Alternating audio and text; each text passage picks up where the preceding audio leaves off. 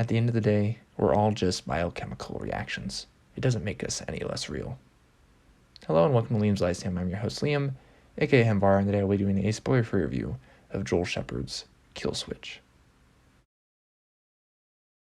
Killswitch is a 2004 novel by Joel Shepard, and it is book 3 of 6, technically, for the Cassandra Kresnov series, though it's kind of divided into 2 trilogies. So this is basically the end of that first trilogy, starting with Crossover and then followed up by Breakaway, which I've reviewed both of those. I'm a big fan of Joel Shepard and his Spiral Wars series, which currently has 8 books out.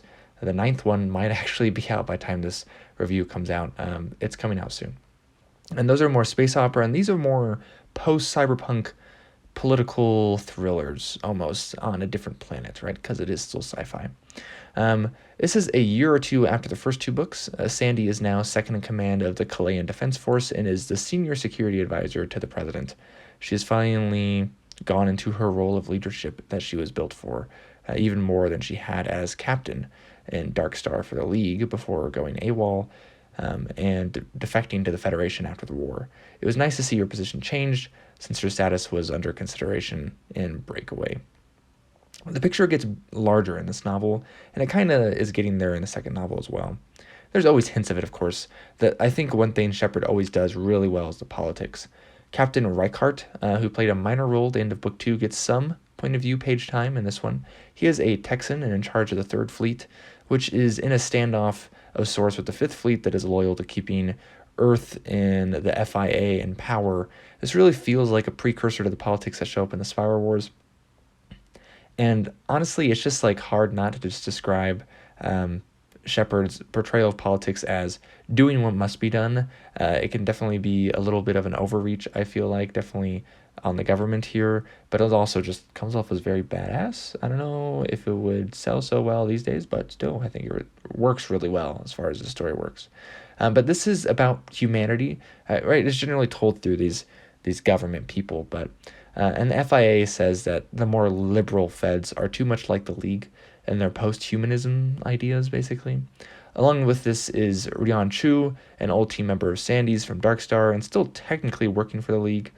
She is more alien, obviously less human feeling, even though they're both artificial than Sandy, but closer to human than many of the lifeless androids, the lower numbered GIs that the League utilizes. A big part of the theme and plot revolves around something revealed at the beginning.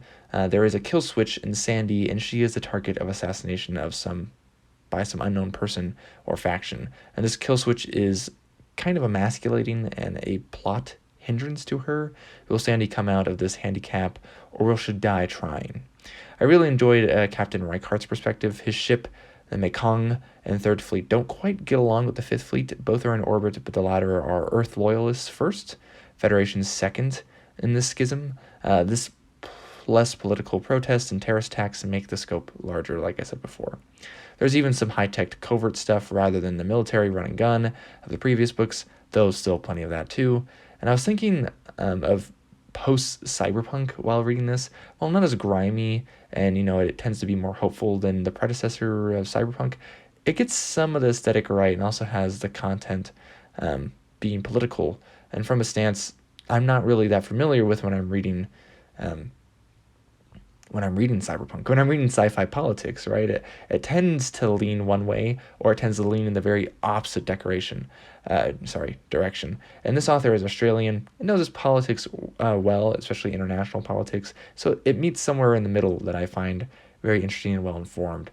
But factions vie against each other in this. There's some addicted to certain things here. There's idealists, there's war, and there's, sex and drugs, just like in the other stuff. That's the cyberpunk, right? Overall, Shepard's dedication to human feelings of AI and humans and conflict and politics and action really stands out as a winning combination. It's a frustrating fuse bound to blow in this book, and this is honestly the best of Cassandra Kresnov that I've read so far. I feel like it will approach levels more typical of space opera in the last 3 books. We'll see when I get to those. Of course, this book is not so much a sequel to Breakaway. They're really all standalones, but succeeding each other chronologically. I guess if you really wanted to, you could read this one first. I wouldn't recommend it, but you could. And since the next books come out, or rather they came out about a decade later than this one, this kind of seems like a proper send-off as well to the character in the series. If I did have one complaint, I don't really like the character of Ari that much. He's not that interesting. And gladly he gets little attention in this book. I'm not sure that more attention would make me like him more or make me like him less. But that's really my one gripe with this.